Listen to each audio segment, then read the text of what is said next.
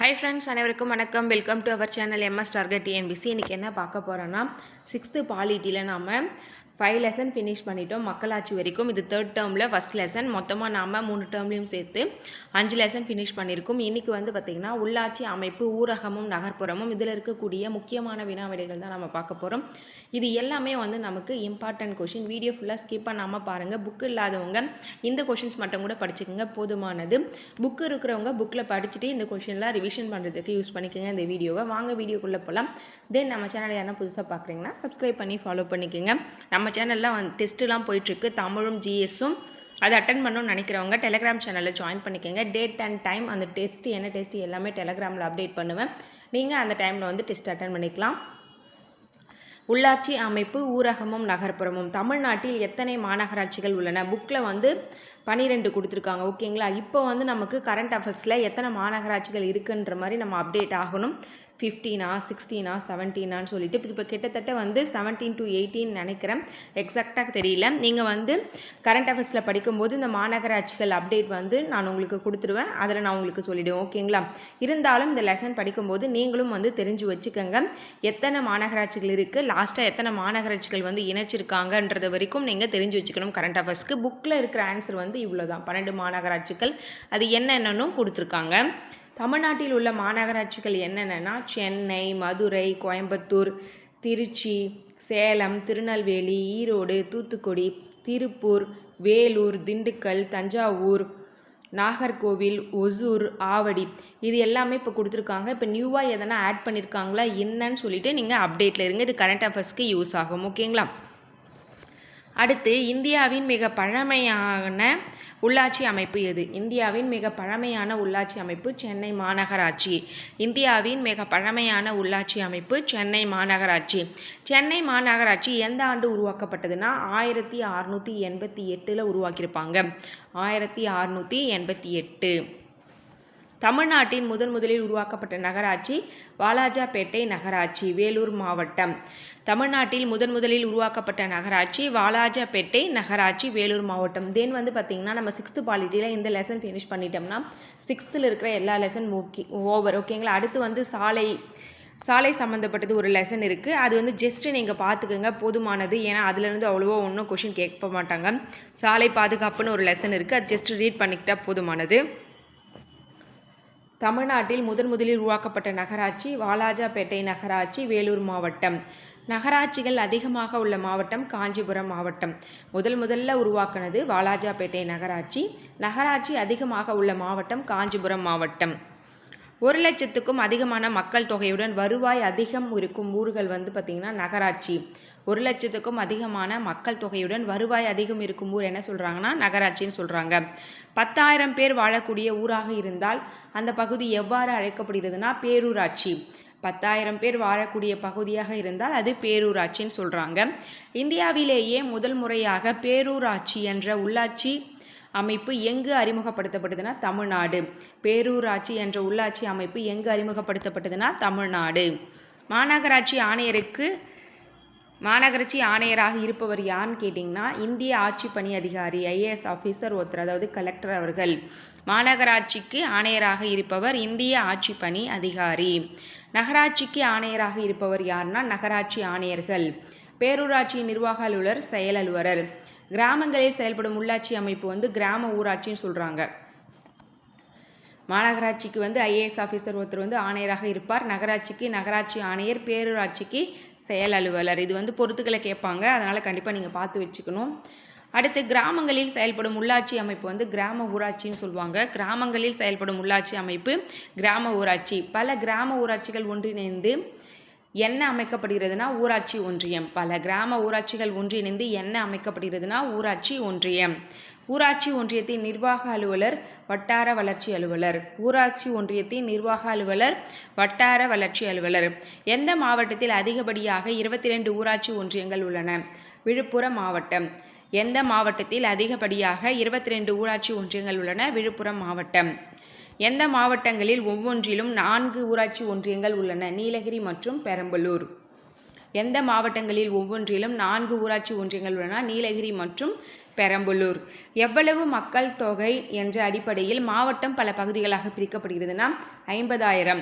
எவ்வளவு மக்கள் தொகை என்ற அடிப்படையில் மாவட்டம் பல பகுதிகளாக பிரிக்கப்படுகிறது, அது 50,000. மாநகராட்சி தலைவரும் நகராட்சி தலைவரும் எவ்வாறு தேர்ந்தெடுக்கப்படுகின்றனர்? நேரடி தேர்தல் மூலம் மக்களால் தேர்ந்தெடுக்கப்படுகிறார்கள். மாநகராட்சி தலைவரும் நகராட்சி தலைவரும் எவ்வாறு தேர்ந்தெடுக்கப்படுகிறார்கள்னா நேரடி தேர்தல் மூலம். கிராம சபை கூட்டம் ஆண்டுக்கு எத்தனை முறை கூடுகிறது? புக்கில் வந்து பார்த்திங்கன்னா பழைய புக்காக இருந்தால் 4 டைம்ஸ் கொடுத்துருப்பாங்க. ஆனால் இப்போ 6 டைம்ஸ். ஓகேங்களா? நியூ புக்கில் வந்து புதுசாக இருக்கிற புக்கில் வந்து அதை சர்ச் பண்ணி பாருங்கள். கிராம சபை கூட்டம் ஆண்டுக்கு எத்தனை முறை கூடும்னா 4 முறை கொடுத்துருக்காங்க.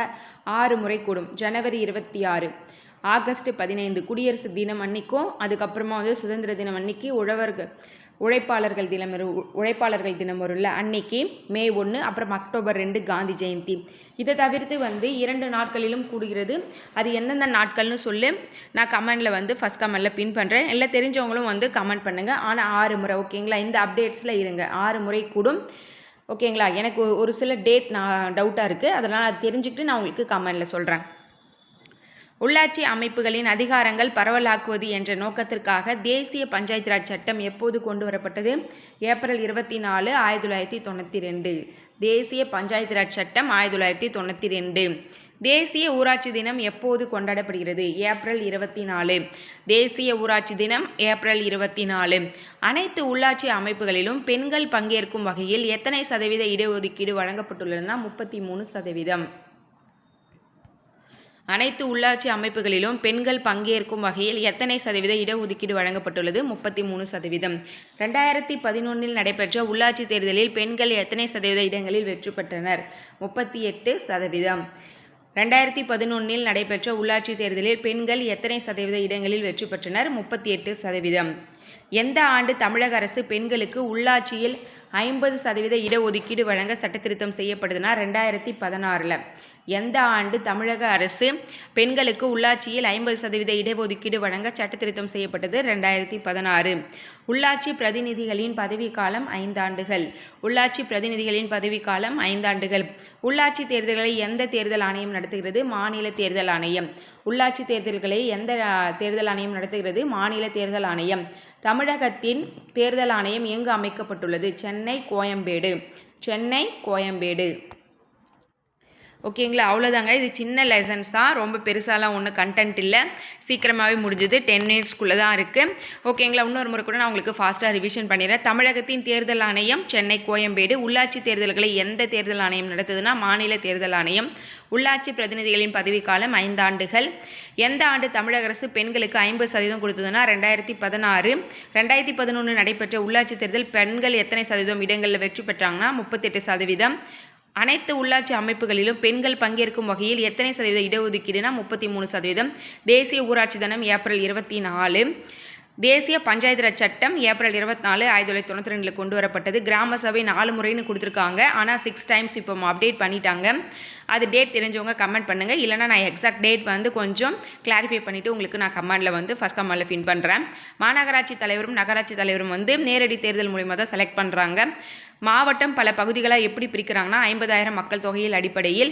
எந்த மாவட்டங்களில் ஒன்றியம் 4 ஊராட்சி ஒன்றியங்கள் இருக்குன்னா நீலகிரி மற்றும் பெரம்பலூர். அதிகப்படியான ஊராட்சி ஒன்றியங்கள் வந்து விழுப்புரத்தில் இருக்குது. ஊராட்சி ஒன்றிய நிர்வாக அலுவலர் வந்து வட்டார வளர்ச்சி அலுவலர்னு சொல்லுவாங்க. பல கிராம ஊராட்சிகள் ஒன்றிணைந்து என்ன அமைக்கிறாங்கன்னா ஊராட்சி ஒன்றியம். கிராமங்களில் செயல்படும் உள்ளாட்சி அமைப்பு கிராம ஊராட்சி. பேரூராட்சியின் நிர்வாக தலைவர் செயல் அலுவலர். நகராட்சிகள் யார் நியமிக்கப்படுகிறார்னா நகராட்சி ஆணையர்கள். மாநகராட்சிக்கு ஆணையர் வந்து IAS ஆஃபீஸர், கலெக்டர் அவர்கள். முதல் முறையாக பேரூராட்சி என்ற உள்ளாட்சி அமைப்பு எங்கே இன்ட்ரடியூஸ் பண்ணாங்கன்னா தமிழ்நாட்டில் தான். 10,000 பேர் வாழக்கூடிய ஊர் வந்து பேரூராட்சின்னு சொல்லுவாங்க. 1 லட்சம் அதிகமான மக்கள் நகராட்சி. நகராட்சி அதிகமாக இருப்பது காஞ்சிபுரம் மாவட்டம். ஃபஸ்ட்டு நகராட்சி வந்து வாலாஜாப்பேட்டை, வேலூர் மாவட்டம். சென்னை மாநகராட்சி வந்து 1688 வந்து உருவாக்குனாங்க. இந்தியாவின் மிக பழமையான உள்ளாட்சி சென்னை தான்.